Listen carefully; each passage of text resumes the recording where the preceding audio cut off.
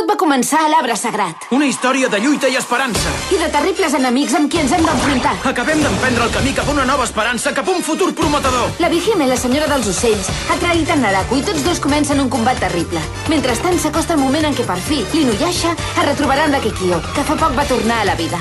Anem a la recerca de l'esfera dels quatre esperits. A l'altra banda del pou tornem al Japó de fa 500 anys. Un viatge per l'edat mitjana amb l'Inuyasha.